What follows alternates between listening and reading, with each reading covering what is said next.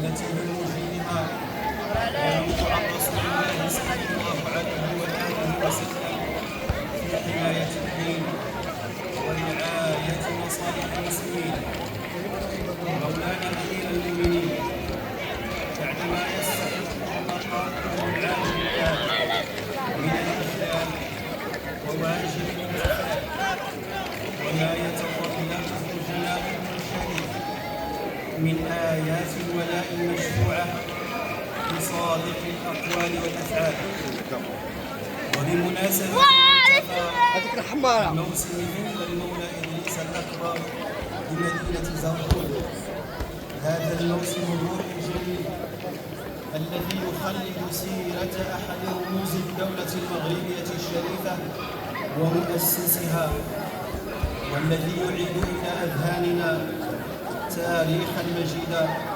وحضارة عريقة، ويجسد في الوقت نفسه روح الوحدة والتآخي التي تميز مجتمعنا المغربي. وفي إطار الرعاية المولوية السامية الخاصة التي تولونها من شرفاء الزوايا والملك على عادة أسلافكم الكرام الأيامين، يتشرف خادم الأعتاب الشريفة شيخ طريقة ابن عجيبة الضرقاوية الشاذلية محمد المهدي بن عجيبة إدريس الحسني، أصالة عن نفسه ونيابة عن جميع مريديه ومحبيه وكل المنتسبين لطريقة ابن عجيبة الضرقاوية الشاذلية، أن يرفع إلى مقامكم العالي بالله أسمى آيات الولاء والإخلاص، معرضين بجلالتكم بيعتنا الدائمة وتشبثنا بأهداب العرش العلوي المجيد، والتمسك بثوابت الأمة والدعاء لكم بالنصر والتأييد. مولاي صاحب الجلالة، إن رعاياكم الأوفياء من مريدين ومريدات طريقة العجيبية وخاصة شيخها محمد المهدي الذي تولى خلافة أجداده العجيبيين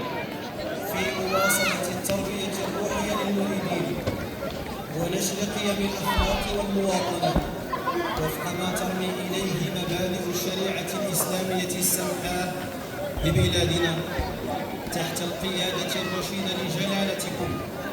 يغتنمون هذه المناسبة المباركة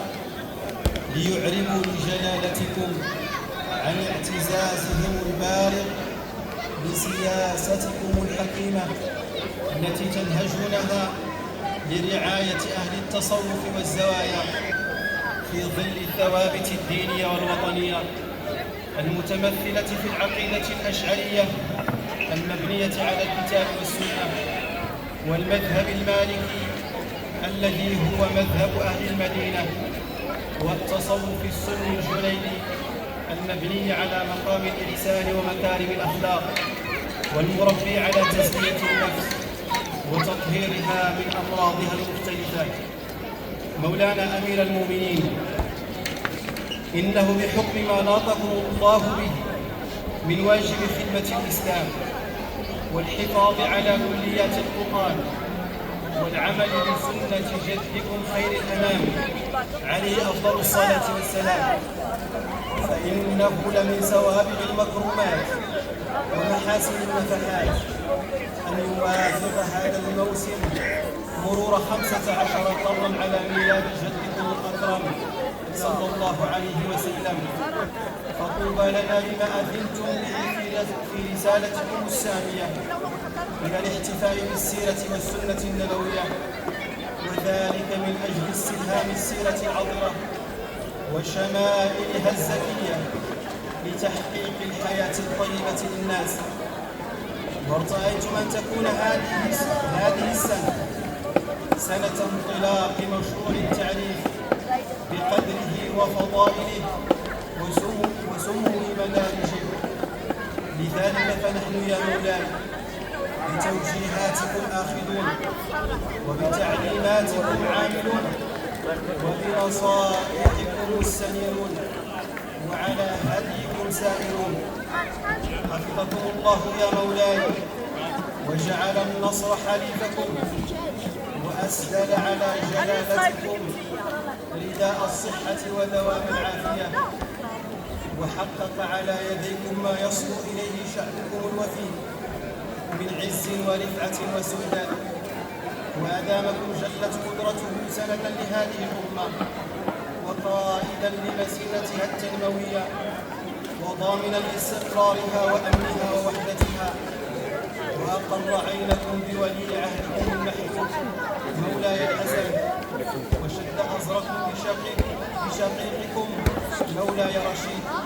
وسائر أسرتكم الشريفة. كما نسأله سبحانه وتعالى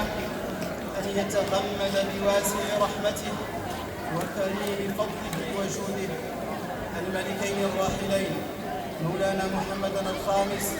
ومولانا الحسن الثاني، وأن يطيب ثراهما ويكرم مثواهما ويجعلهما في مقعد صدق عنده، إنه سميع الدعاء ومحقق الرجاء، والله واسع عليم وهو السميع العليم.